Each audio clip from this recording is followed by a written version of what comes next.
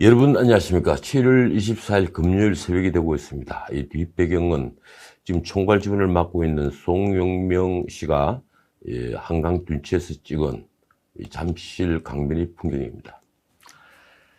어제 이 통일부 장관 후보자 이인영 인사청문회가 열렸죠. 이 나라 좌파들이 도덕성도 문제지만 저는 무엇보다도 그가 대학 시절부터 반미 자주를 내세우는 이른바 운동권으로 인생 항로를 잡은 게 영 끄림칙합니다. 문제는 인사청문회를 논평하는 방송의 태도입니다. 공영방송 진행자부터 패널까지 왜 개인의 사상의 자유를 검증하느냐고 야당을 공격을 하고 있더군요.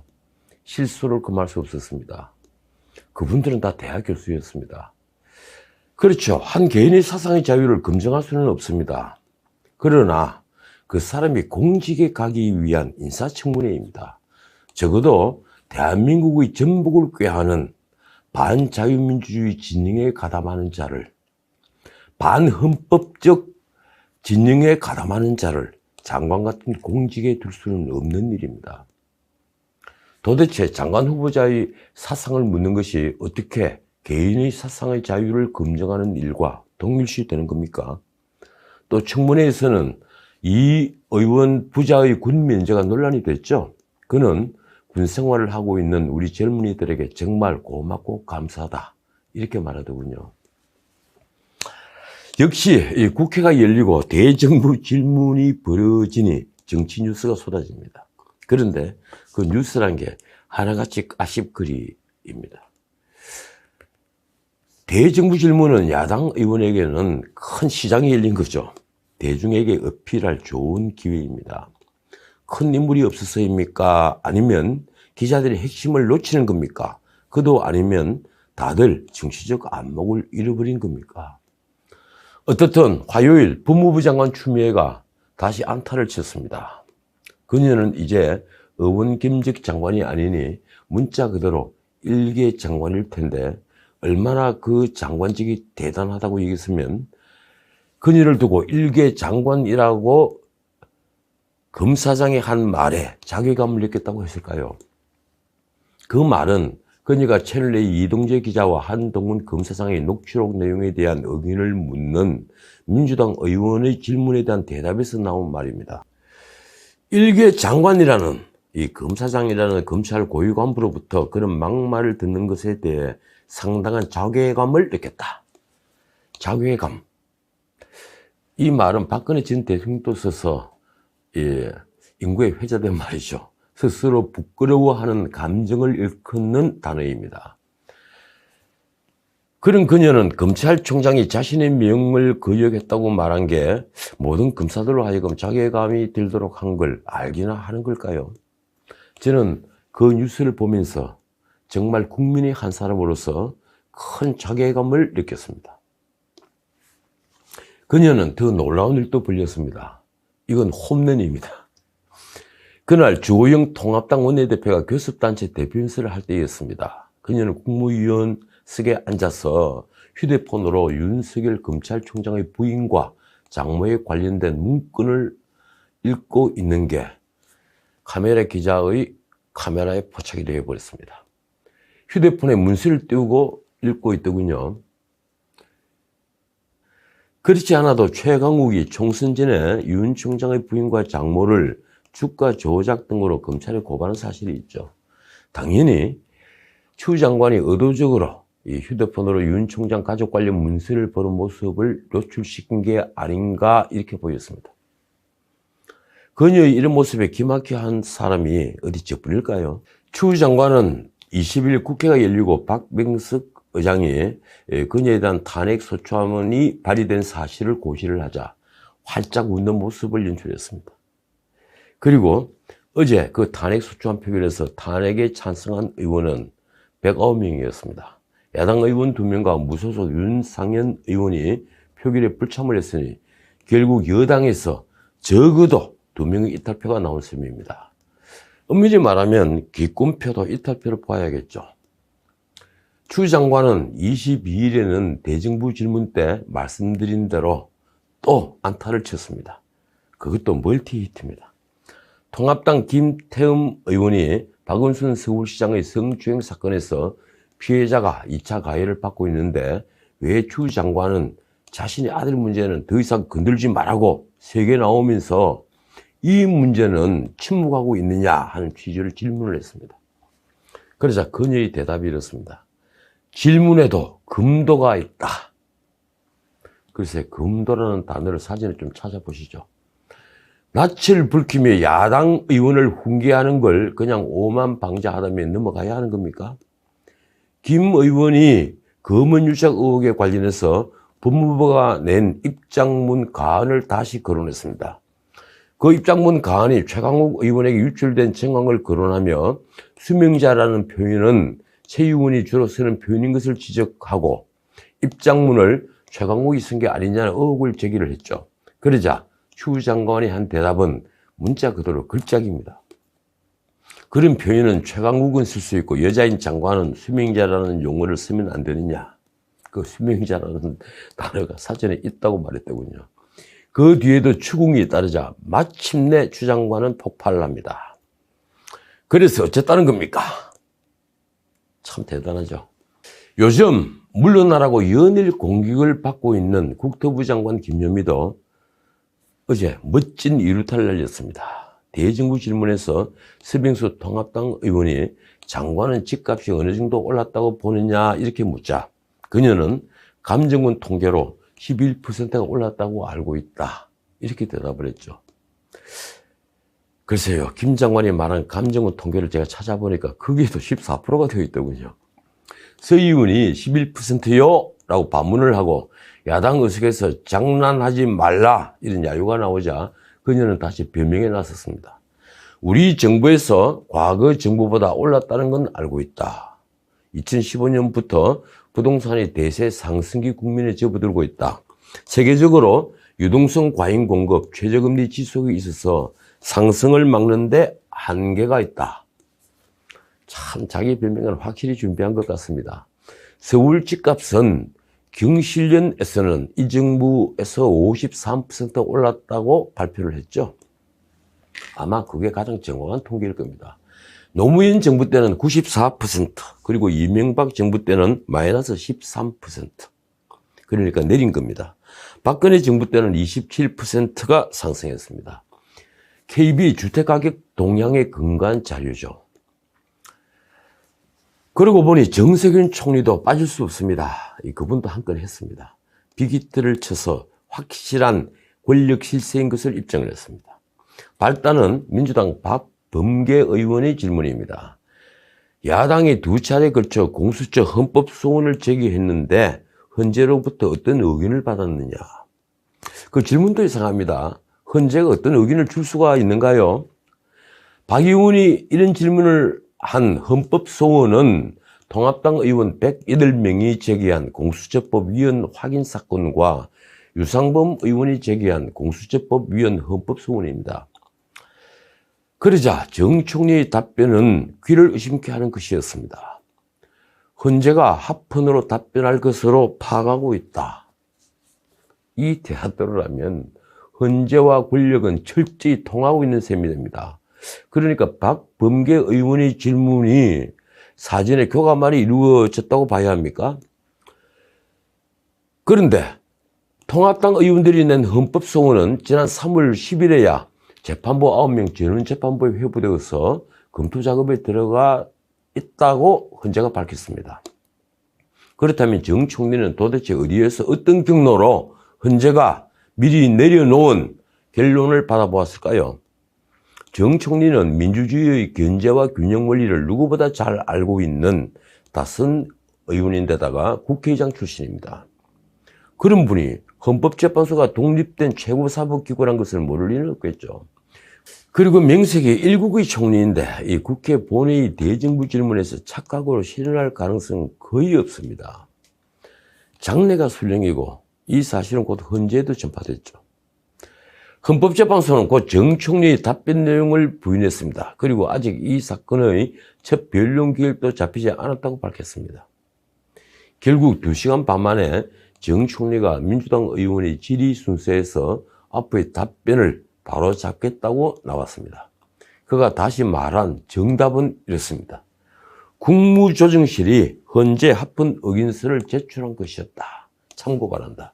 그러니까 헌법재판소가 국가 각 기관에 이 헌법소원에 대한 의견을 묻자 국무조정실이 헌재 공수처는 합헌입니다. 이렇게 의견서를 보냈다는 거죠.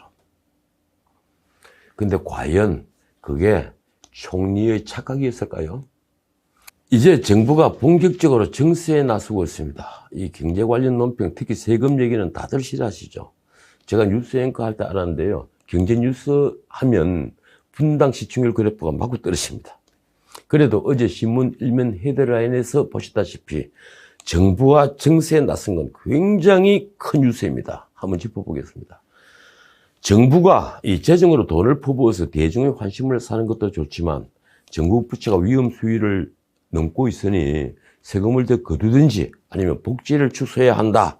이런 말이 나온 지 꽤 오래됐죠. 빚내서 하는 포퓰리즘은 절대 안 된다. 차라리 그를 바뀌어야 60년 전 서구 사회민주주의 전성기 때처럼 세금을 왕창 거두어서 소득을 재분배하자. 이런 주장은 보수 일각에서도 나왔습니다. 이 정부대로 세금으로 면피성 일자리를 만드는 것부터 뭐든지 세금으로 하려던 데다가 지난 총선을 전후로 재난지원이라는 명분으로 또 돈을 퍼부었으니 올해 정부 부채는 생각처럼 세금이 그쳐도 840조 2천억으로 늘어서 GDP의 43.5%나 됩니다. 빚이 약 100조나 늘어난 거죠. 문제는 내년, 내후년에도 정부 부채는 더욱 늘어나 이 정부가 끝날 때 무려 1030조 5천억이나 된다는 겁니다. 정부 부채만입니다. 거기에다 지급률이 50%나 되는 공무원 연금 부채와 정부가 지급 책임을 지고 있는 공기업 부채가 또 있죠. 다 합치면 2000조를 훨씬 넘어서 2100조가 될 겁니다. 문제는 또 있습니다. 그런 미래 세대의 빚을 감당할 가계 역시 빚 때문에 올라있죠.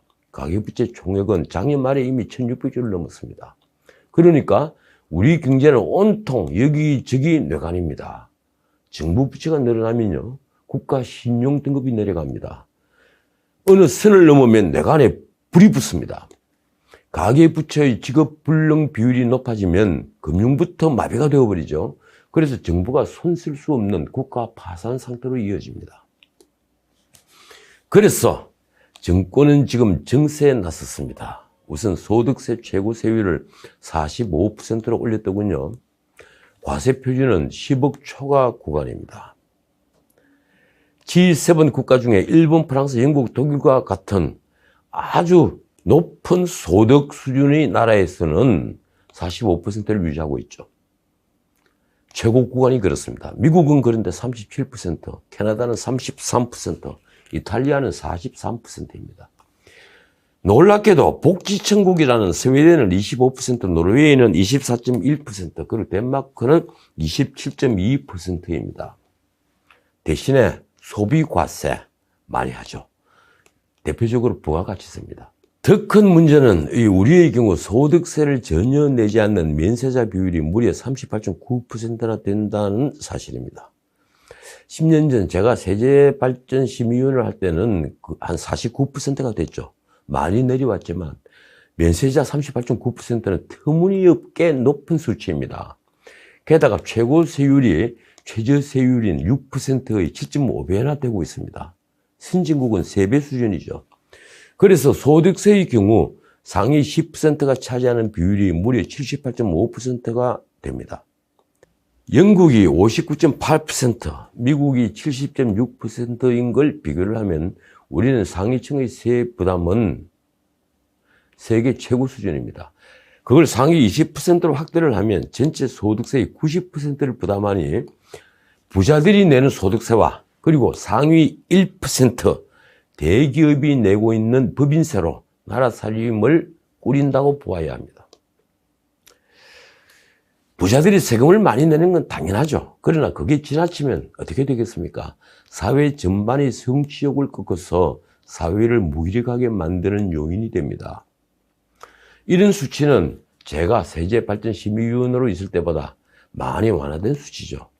그러나 그때와 똑같은 것은 면세자들이 38.9% 722만 명으로 너무 많아서 국민이 공평하게 세금을 부담해야 한다는 국민 계세주의에 반하고 있다는 사실입니다. 면세자는 영국의 경우 불과 0.9%에 불과합니다. 일본도 15.4%에 지나지 않습니다. 저는 세제발전심의위원을 하고 있을 때 회의석상에서 복지를 확대하려면 이 면세자를 줄여야 되며 서구처럼 소비과세를 늘려야 한다고 공길히 주장을 했습니다. 지금 서구의 부가가치세는 평균 19% 정도입니다. 스웨덴은 24%가 넘죠.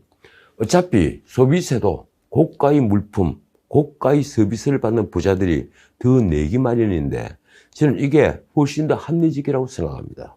정부는 또 주식에도 양도소득세를 받기로 했습니다. 이거 잘못하면요, 민심을 폭발시키는 불쏘시개가 될 수 있는 사안입니다.